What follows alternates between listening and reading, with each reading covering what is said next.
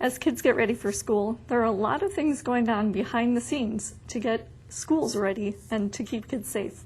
I'm here with David Gervino with the DuPage County Office of Homeland Security and Emergency Management to talk about school and campus preparedness. It's a pretty wide topic, but let's cover some of these things that schools are preparing for. Sure. Can we start with some of the major weather events? You could have severe weather just about any time of year here. So what do schools do to prepare? Absolutely. Schools face some particular challenges when it comes to weather events because, unlike a family where you have, the parent and one or two kids, schools have, a whole lot of kids there, and all the kids are from different backgrounds, and in some cases, maybe it's an event like a snow event where they can foresee it coming and they can dismiss school early. Well, in some cases, some parents may be available to be home to receive the kids when they're getting out of school early, and others may not. And so have a myriad of challenges that they face dealing with so many children. Some of the weather challenges, such as flooding or snow events, that type of thing, you can anticipate, whereas others you can't. Wind events, for example. Now, because forecasting has gotten a lot better, the science of forecasting weather events has gotten a lot better over the years. Now, at least, we generally have some warning before something happens. Right. I think back to the Moore, Oklahoma tornado a few years ago. And I believe that from the time the warning was issued to when the school was struck, there were about 10 or 11 minutes to take shelter. Mm-hmm. So depending on the type of weather event really determines the amount of warning you have in advance, and obviously the more warning you have, the more time you have to take steps to protect the students. Now, what are students doing to get kids prepared for this? I know there are fire drills. What other kind of drills and practice are schools using? There's also severe weather drills. One of the things that we learned from the Joplin tornadoes is that you really can't take a one-size-fits-all approach when it comes to, especially to any disaster, but especially including weather events. For example, in some cases, it was found that sheltering students in hallways, depending on whether the walls that where those hallways were either load-bearing or not, had different results. And so to say that, across the country where students should take shelter in a disaster is in the hallway of every school, well, that's not the case in every school. In many schools it is. And it's really school-specific. And that's why we work very closely here with your police and fire department and the school districts, public and private schools here in Wheaton, to encourage schools to have a personalized plan that fits their facility so that students are kept as safe as possible. Okay. One of the other things that is in the news and is a worry of, I would guess, every parent is having a violent intruder in the school as well. Is that something that Wheaton schools and other schools in the area do practice for? Wheaton schools do practice for violent intruders and all sorts of emergencies. Each year, pursuant to state law, schools have to have an annual safety plan review. And that involves meeting with the local police, local fire, and local emergency management and schools. And we talk through different scenarios, including scenarios such as a violent intruder or something like that, and talk about how that'll be addressed, make sure that the plans adequately address that, and then we work with schools to actually practice those plans. Okay, and I understand your agency did some real actual hands-on training in some local suburbs. What sort of situation did you do there? Yeah, so we worked with a couple of higher education facilities. Actually, one was a high school and the other was a college recently, and simulated someone coming in with weapons and attacking, in a school. And it was an opportunity for police and as well as school officials, fire and EMS to really practice their skills and in a real-world environment as much as possible to decide, what would they do to effectively keep as many students as safe as possible. And I think it's really important we do that. We talk about schools practice approximately 4 fire drills every single year, but no one's gotten hurt in a school fire in years and years, several decades actually. Whereas, unfortunately, violent incidents do happen from time to time. Not often. If you look at, an actuarial table, for example, it's not, high probability that something like that's going to happen. But unfortunately, in our society, we've seen more shootings and violent episodes in schools than we have fires. And so the same way that we practice and prepare for what to do if a fire were to break out, we should do that also for violent episodes, active shooters, and that type of thing in schools. Okay, so schools and police and fire departments work with your agency to come up with their plan. They have this developed before the school year starts, so they have all those plans in place? Absolutely, and actually Wheaton was a part of this Blue Ribbon Committee that was put together with our Regional Office of Education, where they came up with some standardized guidelines and best practices, and it was rolled out to all schools district-wide. So Wheaton really is on the forefront when it comes to emergency planning for schools. Okay. If an emergency occurred and parents somehow find out about it, if they're notified, what are some of the things that your office would suggest as far as getting in touch or knowing what to do as a parent? One thing is the school is going to work as quickly as possible to put information out so that parents know what's going on. So encourage checking the school's website, checking whatever phone number you have registered with the school to see if they've sent out an automated message.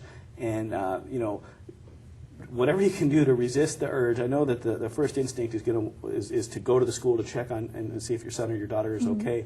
But that can really add to the confusion and really delay response times, because we need to keep those lanes open so police and fire can get in and out as quickly as possible to bring in resources and things. Generally, schools in their emergency plan do have some type of reunification location that they've set up, whether it be with another school or with some type of private sector entity where they can take kids. And after some type of event where a school has to be evacuated, that's the kind of thing that you would hear publicized by the local media. You'd see that possibly on the school's website. And so look for that and then go to that place, because that's where your kid's going to be. Because if you get to the school, your kid's probably not there anyway because they've been taken to this other place to be reunited with you. Okay. One of the tips that you had shared for some other emergencies is if phone lines get flooded, text messaging may still work. That's right. For older kids, would that be some good advice? Absolutely, yeah. Keep that in mind, that trying to send a text message if phone lines are overwhelmed and you're not able to get a phone call through, the text messages may work. And if your child's school does have some type of notification system that you can sign up for.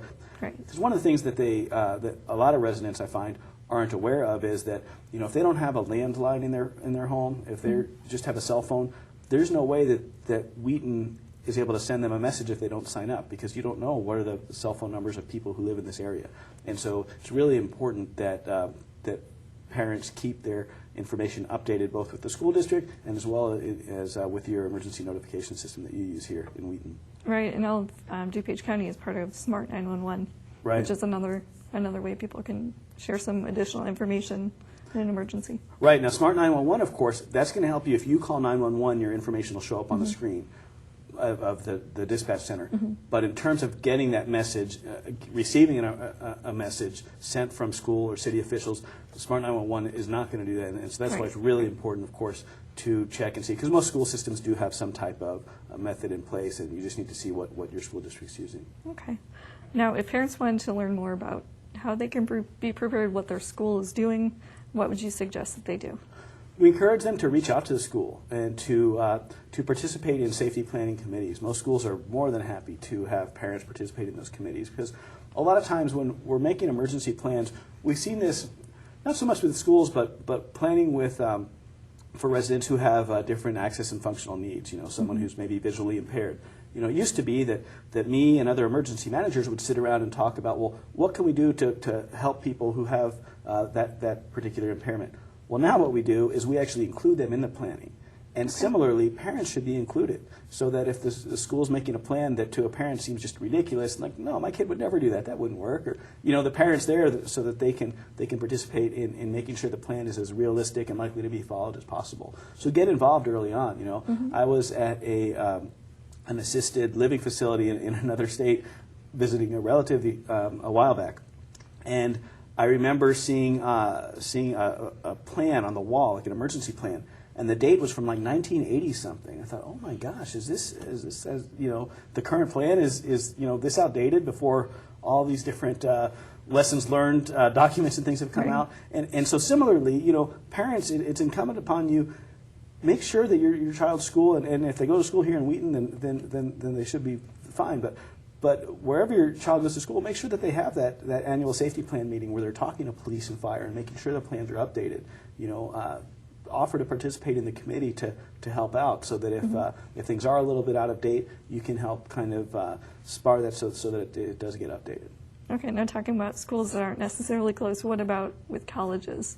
What types of things, what types of safety preparedness is different for colleges than it would be for for other schools? So there is a Higher Education Act that was signed into state law a few years ago that requires colleges and universities to have certain plans in place. There's also other reporting types of requirements through the Clery Act and some other laws.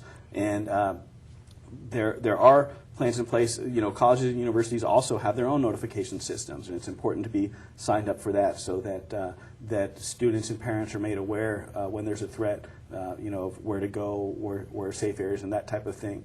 And colleges and universities, a lot of times you have students living on campus, like here in Wheaton. At Wheaton College we have students who live on campus, and you may have people who are living away from home for the first time, so they may. Things that to you and me may seem like common sense. Sometimes to the younger folks, first leaving home, that they don't think about in terms of fire safety in the dorm, for example, or different things. And so it's important for parents to talk to their kids before they go off to college, especially if they're going to live on their own, about just some basic safety things that that again you might think are common sense, but someone who's just moving out on their own and excited about getting their little hot plate so they can cook their meal in their dorm room or whatever, they may not be thinking about. Okay. Are there any tips you can share for parents to talk about, or if your kid's going to college for the first time, or what are some things, know the fire exits, what are some things that you would encourage parents to go over with their kids? Yeah, definitely knowing where the stairs are in the case of fire, where the fire exits are, practicing general fire safety rules such as not using hot plates and toasters and things. Chances are your college or university already has these rules in place, but unfortunately a lot of people break the rules. And whereas fire departments are able to go into public areas of the colleges and universities and inspect them, generally they're not able to or don't go in the actual dorm rooms to inspect them. So really encourage your kids to practice safe habits when it comes to fire safety in particular. And another thing too is both for K through 12 schools as well as colleges and universities, one of the things that's come out after almost every single type of school incident, that some type of violent attack, for example, is after the event, people come forward and they say, you know what, I knew something was going on. I knew that guy used to draw crazy pictures of violent stuff and talk about killing people, or they seemed a little off, and I've heard them make threats before. And people come forward after it's too late, and it's really important to step up. There's the famous saying, all it takes for evil to prosper is good people to do nothing. And if you know something, if you hear something, you really need to speak up, because that could be someone's life that you're saving, and so don't dismiss it. It's kind of like when we tell people when they're wondering, well, should I call the police or not? If you're even thinking about it, go ahead and call. Let the police then decide. They're the professionals. They can say, you know what, this turned out to be nothing. But better for them to look into it and find out that it's nothing than for them to not have been aware of it and it turns out to be something that's very traumatic. Absolutely.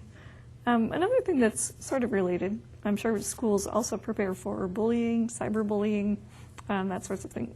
Does your office work with them at all, or give tips for how schools can manage bullying? We do. Bullying is a huge issue, and it's really come to the forefront, especially now that there's so much cyberbullying. Because where to someone's face, I might feel a little awkward saying something mean, and when I'm at home by myself, to type it and hit enter isn't as big a deal. So we see a lot of people who are now victims of cyberbullying, where someone's putting something on Facebook or Twitter or one of the various social media outlets, and other people are jumping on the bandwagon and saying more and more things. And it's a huge issue. And so we encourage parents, one, to be familiar with the symptoms of it. If your child seems particularly withdrawn or down, or doesn't want to go to school, or is seemingly losing interest in activities and things that they used to like going to, talk to them, find out what's going on, and if there is cyberbullying taking place or regular bullying taking place, talk to your child about it. Talk to school officials about it so that it can be addressed. Okay. Is there anything else you think you can think of that we didn't cover as far as other things that schools are prepared for or working on that you should know with what your school's plan is and what you should inform yourself about? Yeah, more than anything, I think just for parents to get involved and to take an active role. Schools can't do it alone. schools are only with the child so many hours a day, so it really is up to the parents to instill that culture of emergency preparedness and safety, and making children feel comfortable coming forward and speaking to a trusted educator or a police officer or parents when they see something that seems out of the ordinary. And really just creating that culture of preparedness, and that'll help your kids to be effective as students and then later on in life as well. Great. Well, thank you so much.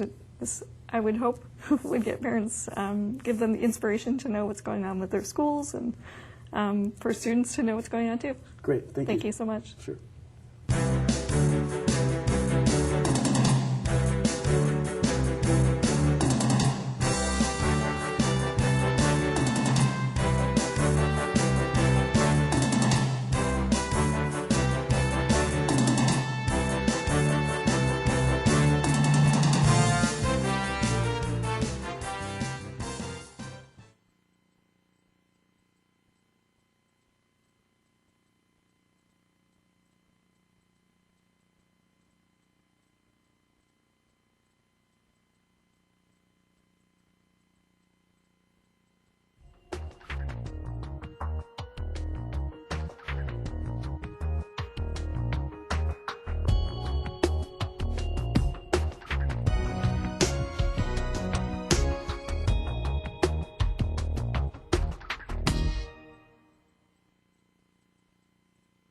Hi, I'm David Gervino with the DuPage County Office of Homeland Security and Emergency Management. This month is School Safety Month, and we encourage students, parents, and educators to take steps to ensure that this school year is as safe as possible. To find out specific things you can do to make this a safe school year, please visit us online at protectdupage.org.